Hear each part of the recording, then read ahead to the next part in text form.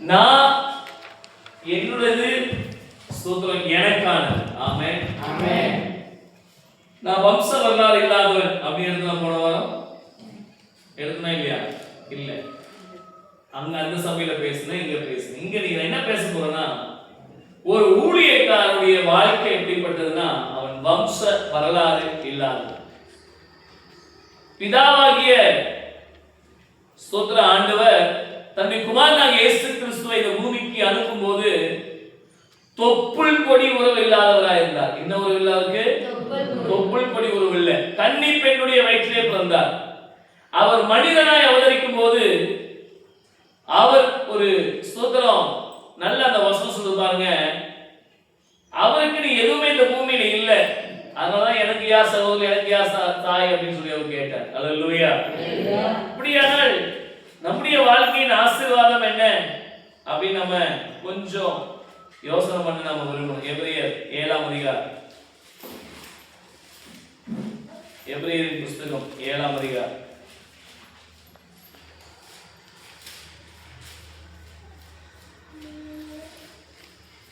ஆமென் ஆமென். 3ஆவது வசனம் வாசிங்க. இவன் தகப்பனும் தாயும் வம்ச வரலாறு இல்லாதவன். இவன் தகப்பனும் தாயும் வம்ச வரலாறும் இல்லாதவன். இவன் நாட்களின் துவக்கமும் ஜீவனின் முடிவுள்ளவனாயிராமல் தேவனுடைய குமாரனுக்கு ஒப்பானவனாய் என்றென்றைக்கும் ஆசாரியனாய் நிலைத்திருக்கிறார். ஆமென் ஆமென். பாருங்க, இந்த ஆசாரியன் மெல்கிசேதேக் தேவனுடைய குமாரனுக்கு ஒப்பானவனாய் என்றென்றைக்கும் நிலைத்திருக்கிறான். ஏன்னா இவன் தகப்பனும் இவன் தாயும் இவன் வம்ச வரலாறு இல்லாதவன். இவன் யார் இல்ல? யார் இல்ல? ஆனா தேவ பிள்ளைகளே, ஸ்தோத்திரம், இந்த வசனம் இயேசு கிறிஸ்துவுக்கு ஒப்பாக சொல்லப்பட்டிருக்கிறது. அவருடைய வேலையை செய்கிற ஊழியக்காரனுக்கும் இந்த வசனம் பொருத்தமாக இருக்கும். ஆமென். பல பேர் பல அர்த்தத்துல சொல்லலாம். ஆனா நான் உங்களுக்கு நீங்க புரிஞ்சுக்கிற மாதிரி, சபையை பலப்படுத்துற மாதிரி சில வார்த்தைகளை சொல்ல விரும்புறேன். வம்ச வரலாறு என்ன இல்ல? வம்ச வரலாறுனா என்னங்க? வம்ச வரலாறுனா என்ன? தலைமுறை தலைமுறை. நாமெல்லாம் சொல்லுவோம்ல, எங்க குடும்பத்தை பத்தி தெரியுமா? என் குடும்பம் பெரிய குடும்பம். என் குடும்பத்தை, என் தாய் தகப்பனுக்கு தெரியுமா? எங்க தாத்தா பேரை சொன்னா ஊரே ஆடும். எங்க அப்பா யார் தெரியுமா அப்படி சொல்லுவோம்ல. இதெல்லாம் எனக்கு கிடையவே கிடையாது.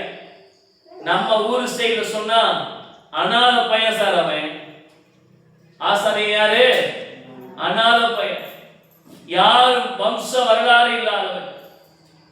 தேவனுடைய பிள்ளைகளே, உங்களுடைய சபையிலே ஊழியம் செய்கிற நானா இருக்கட்டும், இல்ல தேவனால் அழைக்கப்பட்ட தேவ பிள்ளைகளாக இருக்கட்டும், வம்சங்களை தொழுதான் கர்த்தருடைய ஊழியத்துக்கு வருகிறோம். ஆமென். இந்த ஊர்ல ஊழியம் செய்யற பாருங்க, நானு ஏறக்குறைய 10 ஆண்டுகளுக்கு மேலாக என்னை என் குடும்பத்தில் ஏற்கவே இல்லை.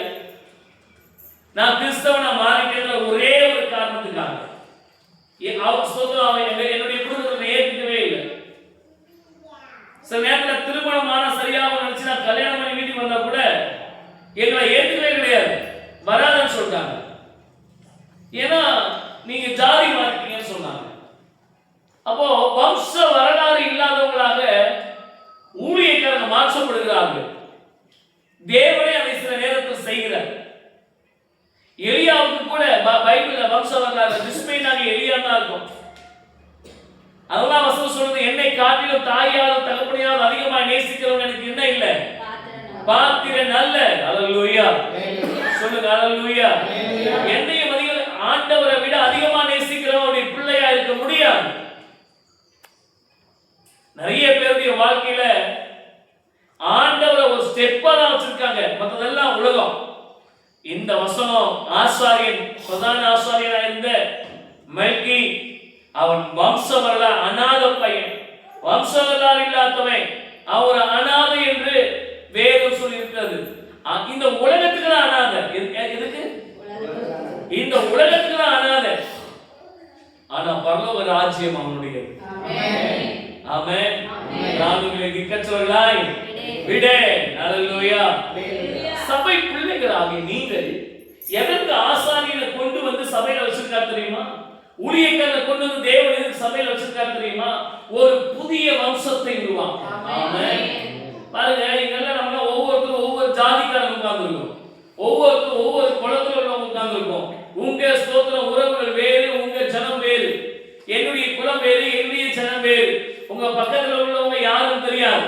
எங்கெங்கோ வந்திருக்கிறோம், எங்கெங்கோ வந்து சபையில உட்கார்ந்து இருக்கிறோம். எதற்கு தெரியுமா? வம்ச வரலாறு இல்லாத, வம்ச வரலாறை உண்டு பண்ண கூடாது என்று விரும்பி ஊழியக்காரனை வம்ச வரலாறு பிரித்து எடுத்து ஒரு புதிய வம்சத்தை உங்கள் மூலமாய் கர்த்தர் உருவாக்குகிறார். யார் மூலமா? யார் மூலமா? ஆமென். அப்போ இந்த இடத்துல ஒரு புதிய வம்சத்தை நாம் உருவாக்க போகிறோம். புதிய ஜாதியை உருவாக்க போகிறோம். புதிய குலத்தை உருவாக்க போகிறோம். புதிய தெய்வம் அல்ல, புதிய ராஜ்யத்தை உருவாக்க போகிறோம். கை தட்ட மாட்டீங்களா நீங்களா? ஆமென். சர்ச்சுக்கு வந்த உடனே நாமெல்லாம் ஒரே குடும்பம்.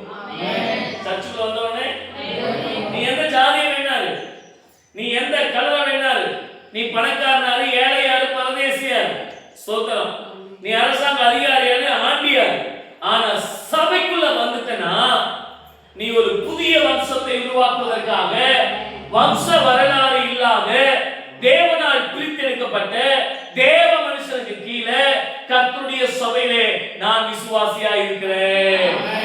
அந்த சபையில மெல்கி கிட்ட இருந்தவர் தான் இந்த ஆபிரகாம். ஆமென். ஆபிரகாமுடைய ரகசியம், ஒரு புதிய வம்சத்தை தேவன் ஏன் ஆபிரகாம் மூலமாய் உருவாக்கினார் தெரியுமா? புதிய ராஜ்யங்களை ஏன் ஆபிரகாம் மூலமாய் உருவாக்கினார் தெரியுமா? அந்த வம்ச வரலாறு இல்லாத அந்த மெல்கிசேதேக்கோடு ஆபிரகாம் உறவு வைத்திருந்தார். அதனால் கர்த்தர் ஒரு புதிய உறவை, அதாவது புதிய வம்சத்தை கர்த்தர் உருவாக்கினார். ஆமென். அப்போ சபைக்கு வந்துட்டா ஊழியக்காரர்களுக்கு தகப்பனாகவும் நீங்கள் அவருக்கு பிள்ளைகளாகவும் இருக்கிறீர்கள். நீங்க ஆமென் சொல்லாம இருக்கிறத பார்த்தா நான் தொல்லையா இருந்தேன் பழகிட்டேன் பாஸ்டர். நான் எங்க பாஸ்டர் பிள்ளையா இருக்கேன்? அல்லேலூயா. நான் தொல்லையா இருந்தேன் பழகிட்டேன். சர்ச்சுக்குள்ள வரோம், சர்ச்சுக்குள்ள வரோம். பாஸ்டர் யாரு? ஆசாரியன் யாரு? தேவகுமாரனுக்கு அவருடைய இடத்துல கர்த்தருடைய ஊழியத்தை செய்ய வந்திருக்கிற உங்க ஆசாரியன் உன்னை வந்து மனதார வாழ்த்தணும், மனதார ஆசீர்வதிக்கணும்னா அவரை நீங்க தகப்பனை போல பார்க்கணும். யாரை போல? சத்தமா சொல்லுங்க. அல்லேலூயா. சில பேர் அவரை தகப்பனை போலவா பார்க்கறாங்க, சில பேர் அப்படியே பார்க்கறாங்க. என்னமோ கடமைக்கு கடமைக்கு சடங்காச்சாரத்துக்கு கவனிக்கணும். அப்படியே வர்றது சர்ச். பாஸ்ட் என்ன சொன்னாலும் கேட்க மாட்டாங்க. பாஸ்ட் சொல்லுங்க, சத்தமா சொல்லுங்க. பாஸ்ட் நீங்க சொல்லிட்டே இருக்கீங்க, நாங்க கேட்கவே கூடாதுன்னு ஒரு எல்லைக்கு போனது அப்படின்றத சொல்லுவாங்க. அவர் யார் எனக்கு சொல்லுங்க? அவர் யார்? அவருக்கு எனக்கு என்ன சம்பந்தம்? ஞாயிற்றுக்கிழமை சர்ச்சைக்கு போனா அதோடு நிறுத்திக்கணும். பாருங்க, ஒரு தகப்பன் அப்படின்னா சில விஷயங்களை தலையில தான் செய்வார். ஆமென் சொல்லுங்க. குடும்ப விஷயத்துல சில விஷயங்களை தகப்பனா தலையில தான் செய்வார். பிள்ளைகளை சரியா வளர்க்கல, ஊழியக்காரர் கேட்பார். உன் மனைவியை நீ சரியா வச்சுக்கல, ஊழியக்காரர் கேட்பார். ஸ்தோத்திரம். உன்னுடைய புருஷனை நீ சரியா இல்ல, ஊழியக்காரர் கேட்பார். அதற்கு தான் இந்த ஊழியம். தாங்கோடி தரமா வா வா, கூட்டம் கூட்டமா வா, பண்ணி மாதிரி வா, ஆடு மாதிரி வா, மாடு மாதிரி வா, முடிச்சோடனே ஓடு அப்படின்னு சொல்றதுக்காக நம்முடைய சபை, நம்முடைய சபை கட்டுக்கோப்பான ஒரு ஊழியம். கொஞ்சம் பேர் இருக்கணும், நிறைய பேர் இருக்கணும் இல்ல, ஒரு சரியான சத்தியத்திற்குள் அடங்கி இருக்க கற்றுக்கொள்ள வேண்டும். அல்லேலூயா. சபைக்கு வரீங்கன்னா ஊழியக்காரரை தகப்பனை போல பாவித்து கீழ்ப்படிந்து நடக்க வேண்டும். ஆமென். பக்கத்துல பார்த்து சொல்லுங்க, உங்களுக்கு தான். அதனாலதான் சொல்லுவீங்க, தனித்தனியா தொலைவா உட்கார்ந்துருக்கீங்களா? அல்லேலூயா. கீழ்ப்படிந்து நடக்கணும். சொல்லுங்க, அல்லேலூயா. தம்பி வாப்பா அப்படின்னு ஒரு பாஸ் கொடுத்தா சரியா வரும். சிஸ்டர் வாங்க வரும் வரும் பார்க்கலாம் சொல்றேன். நான் ரொம்ப பிஸியா இருக்கேன், ரொம்ப பிஸி. நம்ம ரொம்ப பிஸி. எப்படி ஒரு புதிய வம்சத்தை உருவாக்குவது, எப்படி ஒரு புதிய குடும்பத்தை உருவாக்குவது, எப்படி சபையை வளர்த்தெடுப்பது, எப்படி கர்த்தருக்காக நீங்கள் செயல்படுவது. அல்லேலூயா அல்லேலூயா.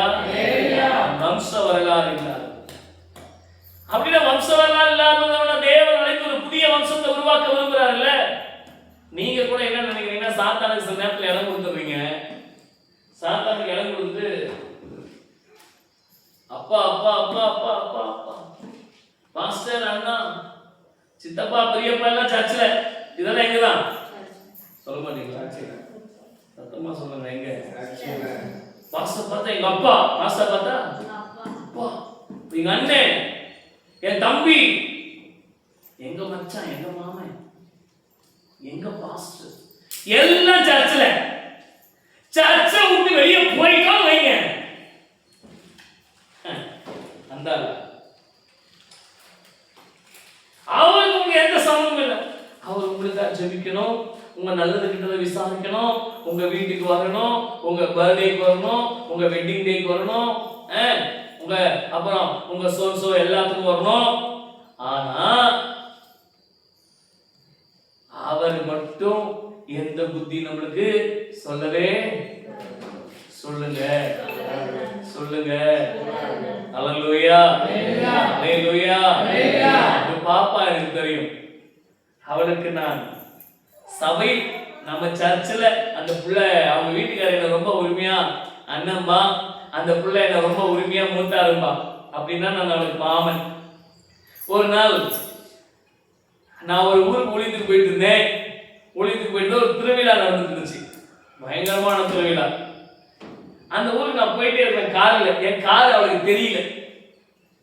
போயிட்டே இருக்கும்போது திடீர்னு பார்த்தா யாரா முன்னாடி டான்ஸ் ஆடுறாங்கன்னு பார்த்தேன். எங்க மோன அடிச்சு செம்ம டான்ஸ். சர்ச்சில் என் மாமா கூப்பிட்டாலே,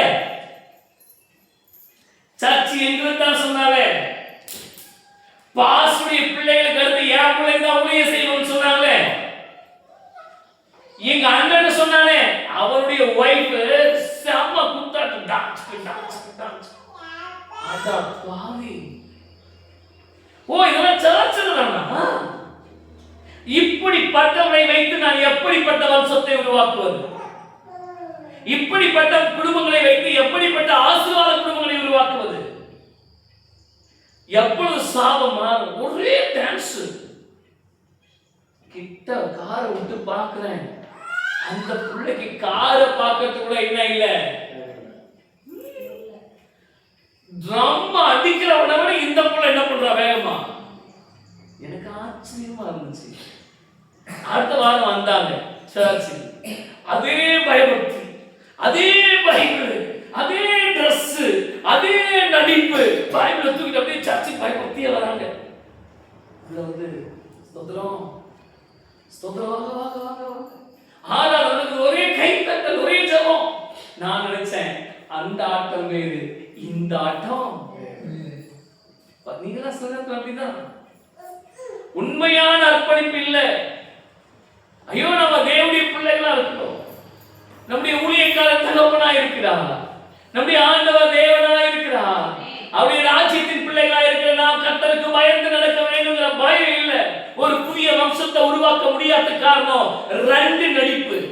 சொல்லுங்க, உலகத்தில் நமக்கு வம்ச வரலாறு இல்லாம இருக்கலாம், ஆனால் பரலோகத்திலே வம்ச வரலாறு உண்டு. ஆபிரகாமின் தேவனும் ஈசாக்கின் தேவனும் யாக்கோபின் தேவனுமானவர், எலியாவின் தேவனுமானவர், நமக்கு ரத்தத்தை சிந்திய இயேசு கிறிஸ்து நம்முடைய தேவனாய் இருக்கிறார். அங்கே ஒரு பெரிய வம்ச வரலாறு நமக்கு உண்டு. இங்கே இல்லாம இருக்கலாம். சர்ச்சுக்கு வரீங்கன்னா அந்த உண்மையான அன்போடு கேட்டுங்க. அல்லேலூயா அல்லேலூயா. உண்மையான பாசத்தோடு இருங்க ஊழியக்காரர் மேல, அப்பதான் குடும்பங்கள் மேல, அப்பதான் உண்மையா உங்களை ஆசீர்வதிக்க முடியும். வசனம். ஆமென் ஆமென் ஆமென். ஒரு வாரம் இந்த சபை, ஒரு வாரம் வேற ஒரு சபை. பாஸ்டர் ஏன் வரலன்னு கேட்கவே பாருங்க. நீ கொஞ்சம் பேர் வரல ஆராதனைக்கு, ஏன் வரலன்னு என்ன பண்ண கூடாது, கேட்டா பாஸ் கேட்டா அதுக்கு ஒரு ரீசன் சொல்லுவாங்க பாருங்க. பாஸே அசந்து போற மாதிரி ஒரு ரீசன். பாஸே அசந்து, ஏன் ஆராதிக்கு வரல, ஏப்பா ஆராதிக்கு வரல அப்படின்னு கேட்டோம்னா, குடும்ப ஜபத்துக்கு வரலன்னு கேட்டோம்னா யோசிக்கவே மாட்டாங்க. ஏன் வரலன்னு கேட்டா என்ன ரீசன்?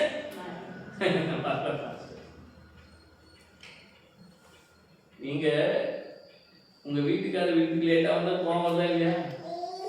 நீங்க லேட்டா வந்தா உங்க அப்பா அம்மா கோவப்படுறாங்களா இல்லையா? கோவப்படுறாங்களா இல்லையா?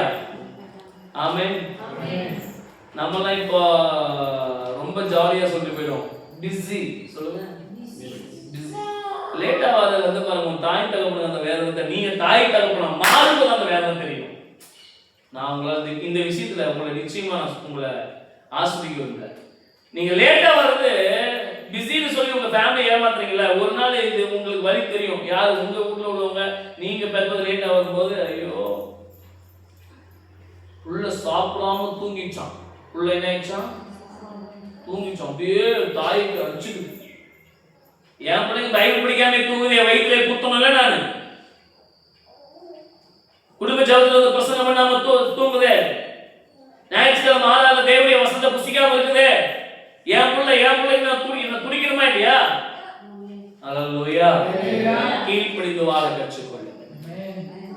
கை தட்ட மாட்டீங்க நீங்க? ஆமென். பாருங்க, ஆண்டவருடைய வார்த்தை சொல்லுது, அவன் வம்ச வரலாறை எழுத வந்தவன். ஆமென்.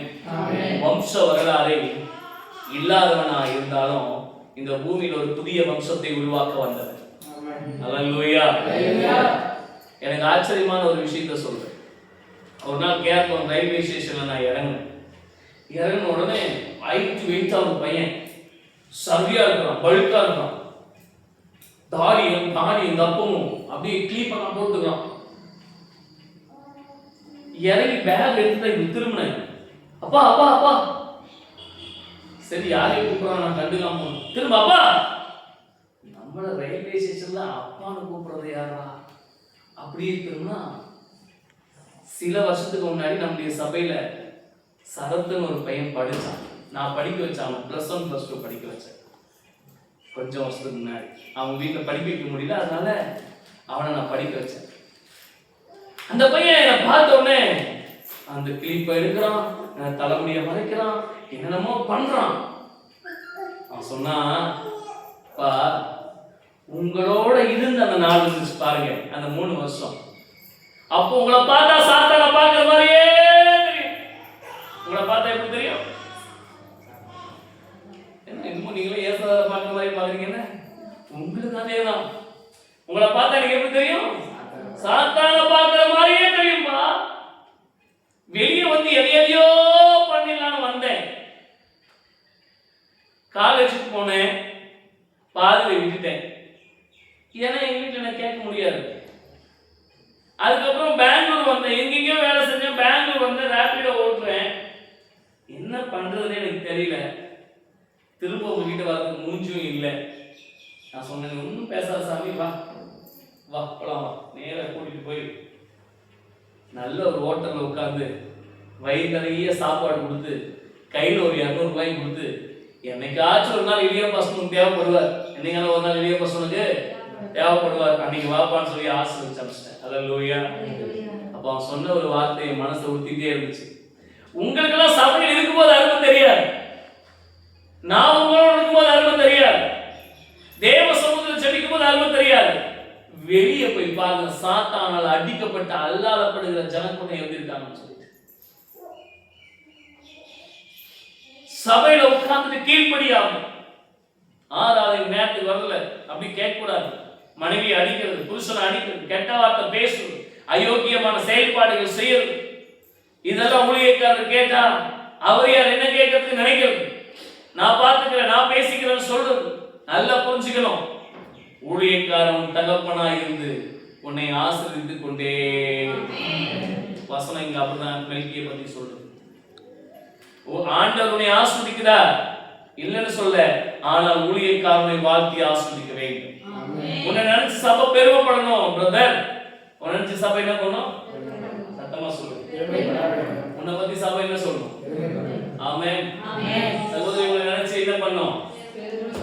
ஆமென். என்ன தெரிவு பண்ணும்? பரவாயில்லப்பா, அந்த குறிப்பிட்ட குடும்பம் வராங்க, யாரையாச்சும் சர்ச்சு கூட்டிட்டு வராங்க, அவங்களால என்ன முடியுமோ சபைக்கு உதவி செய்யறாங்க, பரவாயில்ல நல்ல குடும்பம் பாவங்க அப்படின்னு சொல்லி ஊழியக்காரன் சந்தோஷப்பட்டு உங்களை நடத்தும். ஆமென்.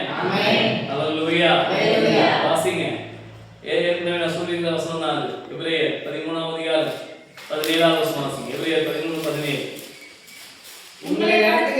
உங்களை நடத்துகிறவர் உங்கள் ஆத்துமாக்களுக்காக உத்தரவாதம் பண்ணுகிறவர்களாய் விழித்திருக்கிறவர்களானபடியால் துக்கத்தோடு அல்ல சந்தோஷத்தோடு அதை செய்யும்படி யாருக்கு?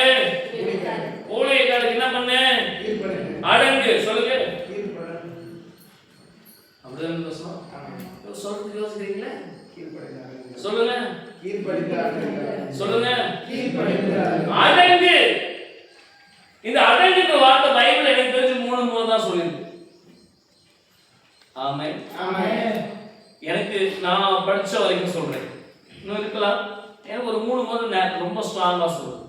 அது பலத்த கருத்துல அடங்குன்னு சொல்லுது. ஆமென். சபையில அடங்குன்னு சொல்லுது. ஆமென். அப்புறம் இங்க ஊழியக்காரனுக்கு அடங்கு. என்ன நம்ம அடங்குறோம்? பக்கத்துல பாருங்க. நீங்க அடங்குறீங்களா? ஒருத்தர் பாருங்க. கொஞ்சம் நீங்க அடங்குறீங்களா? என்ன சொல்றாங்க? என்ன சொல்றாங்க? சிரிக்கிறாங்களா? மனசுல சொல்றாங்க, நான் தான் இந்த சர்ச்சில் அடங்காத ஆளே. ஹல்லேலூயா. சர்ச்சில் சொல்லுங்க. சர்ச்சில் யாரு? சொல்லுங்க. என்ன சொன்னாலும் என்னால திரும்ப ஒரு வார்த்தை பேசாம பாஸ்டருக்கே ஆலோசனை கொடுப்பேன். யாருக்கு? இது இப்படி இல்ல பாஸ்டர், என்ன தெரியும்? என்ன தெரியும்? நீ என்ன நான் சொல்றேன் கேளுங்க. பாஸ்டருக்கே ஆலோசனை. இந்த மாதிரி ஆட்களால சபை வளராது. இந்த மாதிரி ஆட்களால ஒரு புதிய வம்சத்தை உருவாக்க முடியாது. இந்த மாதிரி ஆட்களை வைத்து சபையை அடுத்த லெவல் கொண்டு போக முடியாது. அப்ப சபை அடுத்த லெவலுக்கு வரணும் அப்படின்னா உங்களை நடத்துகிற உங்க ஊழியக்காரனுக்கு எல்லாவற்றிலும் கீழ்ப்படிந்து அடங்குங்க. உங்களை பார்க்கிற மற்ற விசுவாசிகளும் சபையிலே அடங்கி நடப்பார். ஆமென். நேற்று நைட்டு தான் நான் வீட்டில் சொல்லியிருந்தேன். எல்லாரும் கூட நான் உட்கார்ந்து சாப்பிட்றதுனால சில நேரத்தில் என் அருமை உங்களுக்கு தெரிய மாட்டேங்குது. எப்போ வைத்தாலும் நீங்க கூப்பிட்ட உடனே உங்க வீட்டுக்கு ஓடி வர்றதுனால நீங்க யாரும் உங்களுக்கு தெரிய மாட்டேங்குது. நான் கூட கொஞ்சம் பில்டப் பண்றதுக்கு எனக்கு கொண்டு போய் நிக்க வச்சிடாதீங்க. ஹல்லேலூயா. பில்டப் பண்றதுல கொண்டு போய் என்ன நிக்க வச்சிடாதீங்க. ஆமென்.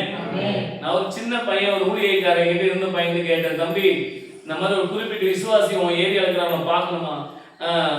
பாஸ்டர் நான் வெள்ளிக்கிழமை அப்பாயின்மெண்ட் கொடுக்கணுமான்னு கேட்குறான். என்கிட்ட இருந்த பையன் ட்ரைனிங் இருந்த பையன் சொல்றான், வெள்ளிக்கிழமை அப்பாயின்மெண்ட் கொடுக்கணுமா? நமக்கு அப்பாயின்மெண்ட்டும் இல்லை ஒண்ணு, நீ அப்போ வேணாலும் என் வீட்டுக்கு வா, பேச, என் கூட இது சந்தோஷமா குடும்பம். ஆமென். சத்தமா வாய்ஸா ஹோல்ஸ் மினிஸ்ட்ரிங்கிறது ஒரு குடும்பம். இது ஒரு குடும்பம். இங்க நீங்க அடங்கி நடக்கணும், இங்க கீழ்ப்படிஞ்சு நடக்கணும், இங்க பொறுப்புள்ளவங்களா நடக்கணும், இங்க தேவனுக்கு பயந்து நடக்கணும். இது என் வீடு நினைக்கணும். ஆமென். சர்ச்சு யாரோடதுங்க? சர்ச்சு யாரோடது? உங்களோட சொன்ன மாதிரி யாரோட சொல்லணும்? யாரு சர்ச்சு? பாஸ்கர் சர்ச்சு யாரு? எனக்கு இந்த வார்த்தை திருப்தியே இல்லை. எந்த? ஆமா, அப்ப உங்களுக்கு சொன்னா லேட்டா வருவீங்களா? இருக்கு உன் சர்ச்சுக்கு லேட்டா வருவியா? நீ தான் உன் வீட நீ ஓபன் பண்ணது, நீ லேட்டா வருவியா? உன் சர்ச்சுன்னு சொல்றல, என் சர்ச்சு எந்த நீங்க என்ன நினைக்கிறீங்களோ அன்னைக்கு சபை வளர ஆரம்பிச்சோம். ஆமென். என் ஊழியம் நினைக்கிறீங்களோ அன்னைக்கு புதிய வம்சம் உருவாக ஆரம்பிச்சோம். ஆமென். நான் தான் முதல் சர்ச்சுக்கு போகணும் நீங்க நினைச்சீங்கன்னா ஒரு புதிய வம்சம் உருவாக ஆரம்பிச்சோம். நீங்க ஒவ்வொருத்தரும் அப்படி நினைச்சீங்கன்னு வைங்களேன், நான் சர்ச்சை வச்சு பெருசு பண்ணிடுவேன். எனக்கு ஒரு பெரிய ஆசை உண்டு, இங்கிருந்து இந்த பக்கம் அநேரியா கூட்டோட வரைக்கும், இங்கிருந்து நம்ம நாட்டம்பள்ளி வரைக்கும் ரோடு வர வெறும் காரா நிக்கணும். அங்கங்க காரை விட்டு டிராபிக் ஜாம்ல நடந்தே சர்ச்சுக்கு வரணும். நடக்குமா நடக்காதா? நடக்குமா நடக்காதா? அதுக்கு யார் தான் செய்யணும்? நீங்க தான். ஆமென் சொல்லுங்க. தேவ பிள்ளைகளா இருக்கிற நீங்க தான் சபையில அடங்கி கர்த்தருடைய ஊழியக்காரரை திடப்படுத்தி ஜெபித்து நம்ம குடும்பம் பெருகணும், நம்ம குடும்பம் பெருகணும், நம்ம ஒரு புதிய வம்சத்தை உருவாக்கணும், நம்ம ஒரு புதிய ராஜ்யத்தை தேவனுக்காக கட்டணும்னு நீங்க உங்க பக்கத்துல உள்ள விசுவாசிகளை, உங்க பக்கத்துல உள்ள மக்களை எப்படி ஆகிலும் நம்முடைய சபையை கொண்டு வந்து நிறுத்த பிரயாசப்படணும். கை தட்ட மாட்டீங்க?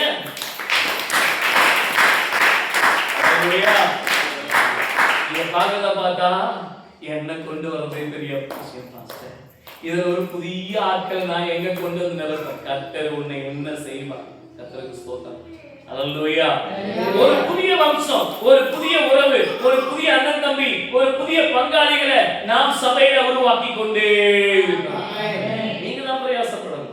வாங்க ஆராதனைக்கு வாங்க, தேவனோடு நிற்போம். உலகம் பொல்லாததுங்க, உலகம் பொல்லாதது. கர்த்தருக்கு ஸ்தோத்திரம். உலகத்துல எத்தனையோ காரியம் உண்டு. அவங்கெல்லாம் பொல்லாதவர்களை தேடி ஓடுறாங்க, பொல்லாதவர்களோடு வாழ்றாங்க. ஆனா நீங்களும் நானும் கர்த்தருக்கு சாட்சியாய் சொல்லுங்க. ஆமென். நாம் ஒரே சகோதரர்களா, ஒரே சரீரமாக சபையிலே கீழ்ப்படிந்து நடக்க வேண்டும். அல்லேலூயா. 4வது வசனம் வாசிங்க. எபிரேயர் 7:4. இவன் எவ்வளவு பெரியவனா இருக்கிறான் பாருங்கள். கோத்திர தலைவனாகிய ஆபிரகாம் முதல் கொள்ளையிடப்பட்ட பொருட்களை இவனுக்கு தசமாக கொடுத்தான். இவன் எவ்வளவு பெரியவனா இருக்கிறான் பாருங்கள். ஆமென். ஆண்டு எழுதும்போது அழகா சொல்றாரு. இந்த யாரை குறிச்சு? மெல்கியை குறிச்சு. இவன் பெரியவன். இவன் யாரு? ஆண்டவன் அல்ல, அல்லது ஆசாரியன். ஆசாரியத்துவத்துல பெரியவன். ஆமென். ஆமென். இது ஒரு பெரிய ஆச்சரியமான விஷயம் என்னன்னா, நிறைய பேர் ஸ்டேட்டஸ் வைக்கிறத நான் பார்க்கிறேன். நிறைய பேர் ஸ்டேட்டஸ் வைக்கிறத நான் பார்க்கிறேன். கர்த்தர் உங்களை ஆஸ்வதிக்கிறது தப்பு இல்லை. உங்க சபையே நீங்க மதிக்காம ஸ்டேட்டஸ் வச்சா மத்தவங்க எப்படி நம்ம சபையை மதிக்கும்? உங்க ஊழியக்காரையே நீங்க மதிக்காம ஸ்டேட்டஸ் வச்சு வைக்கிறீங்கன்னா மத்தவங்க எப்படி நம்ம மதிப்பாங்க? ஒரு நாளாச்சு இப்படி பாக்குறேன், சர்ச்சோட மெசேஜ் ஸ்டேட்டஸ்ல இருக்குமா? அல்லேலூயா. நானு இனிமே பார்த்து பாருங்க, எனக்கு என்னுடைய ஸ்டேட்டஸ் பிளாக் பண்ணிடுவோம். உங்களை பத்தி எனக்கு தெரியும், உங்களை பத்தி எனக்கு தெரியும். எப்படி நம்முடைய யூடியூப்ல மெசேஜ் இருக்கு, இல்ல ஒரு வசனம், இல்ல ஒரு சபையை குறிச்சதான காரியம் நீங்களாச்சும் ஒரு கிரியேட் பண்ணி, நீங்களாச்சும் ஒரு எடிட் பண்ணி, coming Sunday please come my service wonderful church, எதையாச்சும் ஒரு மெசேஜ் எடிட் பண்ணி நீங்க தான் பயங்கரமான கில்லர்களாச்சு உங்க போன்ல. அல்லேலூயா. பயங்கரமா பண்ணுவீங்களே. எதையாச்சும் ஒரு ஸ்டேட்டஸ் வைக்கிறீங்களா? சில பேர் பென்ஸ் வச்சிருக்காங்க. பென்ஸ், கோயம்புத்தூர்ல ஒரு பையன் பென்ஸ், என்னுடைய நண்பர் தான். சில வருஷங்களுக்கு முன்னாடி, இப்ப இல்லை, இப்ப அவரோட நான் பேசுறது. அவருடைய ஸ்டேட்டஸ் வச்சிருக்காங்க, சந்தோஷம். மோகன் சிங் தாத்தாவோட ஸ்டேட்டஸ் வச்சிருக்காங்க, சந்தோஷம். தப்பெல்லாம் இல்லை. ஆனா நம்ம சபையோட ஸ்டேட்டஸ் நீங்க என்ன வைக்க போறீங்க? இவன் பெரியவனா இருந்தா, இவன் சொல்லுங்க. ஏன் காரணம் என்ன? அவங்க மக்கள் அவனை பெரியவனாக வைத்திருந்தார். கோத்திர பிதாக்கள் அவனை பெரியவனாக, அதனால அவன் யாரா இருந்தா? தன்னையே அவன் பெரியவனா மாத்திக்கல, தன்னையே அவன் பெரிய அல்ட்ராசிட்டி மாத்திக்கல. அவனை சபை மக்கள் ஆபிரகாம் முதல் கொண்டு கோத்திர பிதாக்கள் அவனை பெரியவனாய் கொடுத்து பெரியவனாய் மாற்றியிருக்கிறார். அல்லேலூயா. அல்லேலூயா. ஸ்டேட்டஸ்ல எல்லா வெங்காயத்தையும் போடுறோம், பூண்டையும் போடுறோம், தக்காளியும் போடுறோம். ஆனா ஒரு வசனம், சபையை குறிச்சுதான ஒரு வேர்ட். நான் இன்னைக்கு ஒரு வால் போஸ்ட் உங்களுக்கு அனுப்புவேன். கிறிஸ்டியன் தெரிஞ்சிச்சுன்னா ஸ்டேட்டஸ் வைக்கிறதுதான் பிரச்சனை. தெரியட்டுமே. கர்த்தருக்கு சாட்சியா வாழ்றோம், செத்தா சாவோம். அல்லேலூயா. நாம கொண்டு போய் நான் கொடுக்க முடியல சில நேரத்துல. ஆனா அந்த ஸ்டேட்டஸ் எப்படியும் ஒருத்தரோட ஸ்டேட்டஸ் மினிமம், என் ஸ்டேட்டஸ் ஒரு 100 மேல பார்க்கறாங்க. மினிமம் 100 பேருக்கு மேல. எல்லாருமே சேர்ந்து 100 பேருக்கு மேல பார்ப்பாங்கன்னு நான் நினைக்கிறேன். என்ன எந்தியே பார்க்கறாங்கன்னா பாருங்க. அப்ப உங்க அப்ப 100 பேருக்கு ஒரு சாக்ரிஃபைஸ் போய் சேருது. ஏன்? அப்ப சபையை பண்ணி வச்சா என்ன? ஒவ்வொரு வாரமும் ஞாயிற்றுக்கிழமை சாயந்தரம், நாளைய தினம் சனிக்கிழமை சாயந்தரம், நாளை காலை 6 வாருங்கள், கர்த்தர் உங்களை ஒரு சாக்ரிஃபைஸ் வச்சாதான் என்னன்றேன். அப்பதானே சபை பெருசாகும், அப்பதானே ஊழியக்கார பெரியவனா இருப்பான். அல்லேலூயா. ஏன் வைக்கல? நம்ம குடும்பத்தை குறிச்சுதான பெருமை நம்மளுக்கு இல்ல, நம்ம குடும்பத்தை குறிச்சுதான மேன்மை நம்மளுக்கு இல்ல. நீங்களே உங்க சபையை, உங்க ஊழியக்காரனை பிக் ஷாட்டா ஒரு பெரிய ஆளா பார்க்காம இருந்தா சபைக்கு ஆபிரகாம் அவனுடைய ஆசீர்வாதத்துக்கு காரணம் தன்னுடைய ஊழியக்காரனை பெரியவனாய் பார்த்தான். வசனத்துல அவன் பெரியவனாய் இருந்தான் சொல்லிட்டு. ஆமென். அவன் பெரியவனாய் தன்னை மாற்றி கொள்ளவில்லை. அதுக்கு இந்த வசனம் ஆபிரகாம் உண்டானதுனால இந்த வசனம் எழுதப்பட்டது, சாதாரணமா எழுதப்படல. இந்த ஆபிரகாம் தன்னுடைய ஊழியக்காரனை பெரியவனா பார்த்தான். எப்படி பார்த்தான்? சத்தமா சொல்லுங்க. இவனே வம்ச வரலாறு இல்லாதவன், ஒரு அனாத பையனை கூட்டு வந்து இவர் எப்படி பார்த்தாரா? ஏன் தெரியுமா? ஊழியக்காரன் நீங்க ஆஸ்வதிக்கப்படுறீங்கன்னா கொஞ்சம் கூட வயிற்றுச்சலே இல்லாத ஒரு ஆள் ஊழியக்காரன் தான். ஆமென். நீங்க கார் வாங்கிட்டீங்க, நான் ரொம்ப சந்தோஷப்படுவேன், கொஞ்சம் கூட என்ன பண்ண மாட்டேன். ஐயோ கேஸா காரா வயிறு எரிதாங்க சொல்லணும். நான் எனக்கு என்ன அவசியம்? எனக்கு என்ன அவசியம்? ஏன்னா எனக்கு என்ன ரத்த சம்பந்தமா இல்லையே. ரத்த சம்பந்தம் உள்ளவங்க என்ன பண்ணுவாங்க? அப்படி ஆகிட்டாங்க, இடம் வாங்கிட்டானா அப்படி உசு போயிடும். ஏன்னா அந்த ரத்த சம்பந்தத்தில் உள்ளவங்க எப்படின்னா ஒருத்தர் மேல வரக்கூடாதுன்னு விரும்புற யதார்த்தமான சுபாவம். ஆனா ஊழியக்காரங்க அப்படிப்பட்ட சுபாவம் இல்லை. ஏன்னா எனக்கு தான் வம்சம் வரலாறு இல்லையே. நீங்க தானே வம்சமே, நீங்க தானே குடும்பமே, நீங்க அதை பார்த்து நான் ஆஸ்வதிக்கிறேங்க. அல்லேலூயா, அல்லேலூயா. என் ரத்தத்துல நீங்க மேல வரக்கூடாதுன்ற எண்ணம் இல்லை, அதனால மனதார ஆஸ்வதிக்கிறேன். ஆமென், ஆமென். நான் முடிஞ்ச அடுத்த வாரம் ஆசீர்வாதத்தை எப்படி நீங்க வாங்குறீங்க, எப்படி தவறுதுன்றது நான் பேசுறேன். இன்னைக்கு அதை கொஞ்சம் டச் பண்ணிட்டு முடிக்கிறேன். இந்த பெரிய ஊழியக்காரன் உங்களை கூப்பிட்டு ஆஸ்வதிக்கிறார். உங்களை கூப்பிட்டு என்ன பண்றாரு? ஆமென். உங்களை ஆஸ்வதிக்கும் போது நீங்க என்ன சொல்லணும்? ஆமென். சொல்லுங்க. என்ன சொல்லணும்? ஆமென். ஆண்டவரே உங்களை ஆஸ்வதிங்க, ஆண்டவரே உங்களை உயர்த்துங்க. சில பேரை பார்த்துருக்க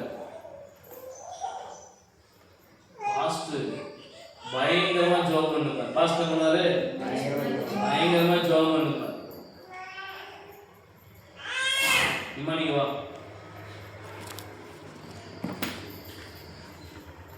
பாருங்க.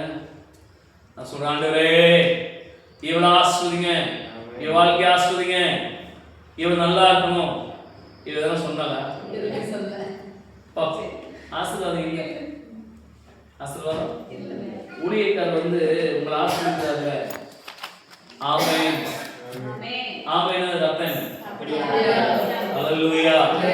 அப்பதான் ஆசீர்வாதம் வரும். ஆமென். ஆனா நீங்க என்ன பண்றீங்க? சொல்லுங்க. பிரசங்கம் பயங்கரமா ஓடிக்கும், ஆராதனை பயங்கரமா ஆண்டவரே என் ஜனங்களை ஆசீர்வதிக்கும் இறங்கி வந்து ஓ எல்லாரையும் உயர்த்துவீராக.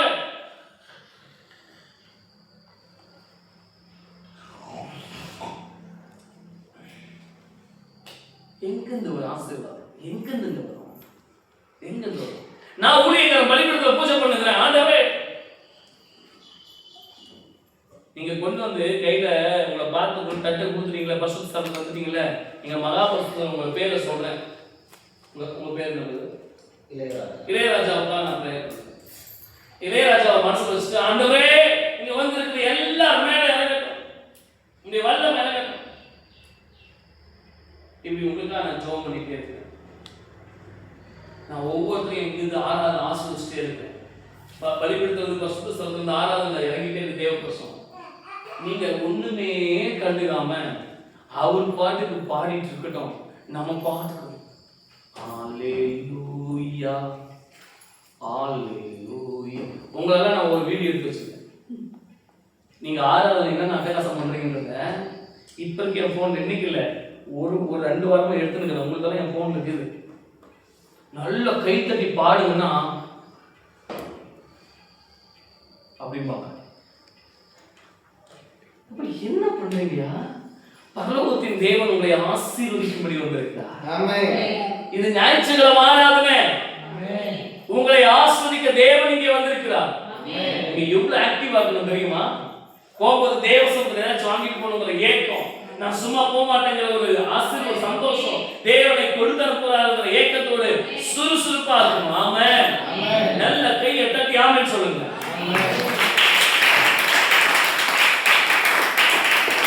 ஹalleluya. அவன் பெரியவனாயிருந்தான். அவன் யாரா இருந்தான்? என்ன காரணம்? ஆபிரகாம் அவனுடைய ஸ்தோத்திரம் ஆட்கள் அவனை பெரியவனாக வைத்திருந்தார்கள். ஏன்னா ஏன் அவனை பெரியவனா வச்சாங்க தெரியுமா? வாசிங்க 7வது வசனம் வாசிங்க.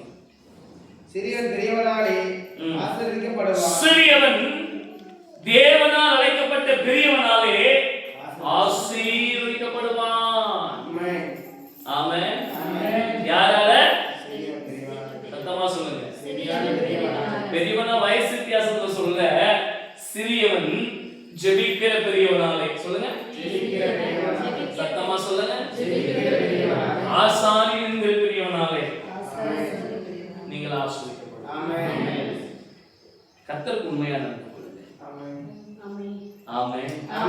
அடுத்த வாரம் எப்படி எல்லாம் இவன் ஊழியக்காரன் பெரியவனா பார்த்து ஆசீர்வதிக்கப்பட்டான் அப்படிங்கிறத சொல்லுங்க. கர்த்தர் சித்தமான தெய்வ பிள்ளைகளே, சபைக்கு வரீங்கன்னா குடும்பம்ன்ற நினைப்படுவாங்க. நம்மள யாரு? ஆமென். நம்மள ஒரே குடும்பம். நம்மள ஆமென். அதுதான் பதங்க நம்ம குடும்பம் சொல்லிக்கிறது. நம்மள ஒரே குடும்பம். அந்த நினைப்போடு என்ன பண்ணணும்? சர்ச்சுக்கு வரணும். கர்த்தருக்கு அவங்க அந்த ஜாதிக்காரங்க, இவங்க இந்த ஜாதிக்காரங்க, அவங்க அப்படி, அதெல்லாம் உனக்கு எதுக்கு? அதெல்லாம் உனக்கு எதுக்கு? ஹalleluya. தேவனுக்கு பயப்படு. சொல்லுங்க. சபையில ஊழியக்காரருக்கு கீழ்ப்படிங்க. ஆமென். ஆசீர்வாதமா இருப்பீங்க. சொல்லுங்க. சத்தமா சொல்லுங்க. ஆமென். ஊழியக்காரன் தேவனுடைய நாமத்தினால நான் உங்களை ஆசீர்வதிக்கிறேன். வசனம் எனக்கு அந்த அதிகாரத்தை கொடுத்திருக்கீங்க. உங்களை ஆசீர்வதிக்கிற அதிகாரத்தை எனக்கு தேவன் கொடுத்திருக்கிறார். நான் மனசுல ஒண்ணு வச்சு வெளியே ஒண்ணு என்ன சொல்லக்கூடாது? ஆசீர்வதிக்க கூடாது. உள்ளத்தின் ஆழத்திலிருந்து மன திருப்தியோடு சந்தோஷத்தோடு ஆசீர்வதிக்கணும். நீங்க எல்லாம் நல்ல பிள்ளைகளா இருக்கணும். சபையில நல்ல விசுவாசிகளா இருக்கணும். ஹalleluya. நல்ல குடும்பங்களா இருக்கணும். ஹalleluya. கர்த்தருக்கு பயந்த குடும்பங்களா இருக்கணும். ஹalleluya. ஆமென். நீங்க உங்களை பார்த்தா ஊழியக்காரருடைய மனசுல சம்பப்பா 7 மணி ஆராதனை, நான் விசுவாசி 7 மணி சொல்லுங்க அப்படின்ற உன்னை குறித்து ஒரு நினைப்பு இருக்கணும். ஆமென். தேவனுடைய ஆசீர்வாதத்துல உங்களை கர்த்தர் நிரப்புவாரா. மெல்கிசேதேக் ஆபிரகாமை ஆசீர்வதித்தது போல நானும் ஆண்டு அந்த ஆசார அபிஷேகத்தை பெற்ற நானும் சொல்றேன், உங்களையும் உங்கள் குடும்பத்தையும் உங்களையும் உங்க வாழ்க்கையும் மனதார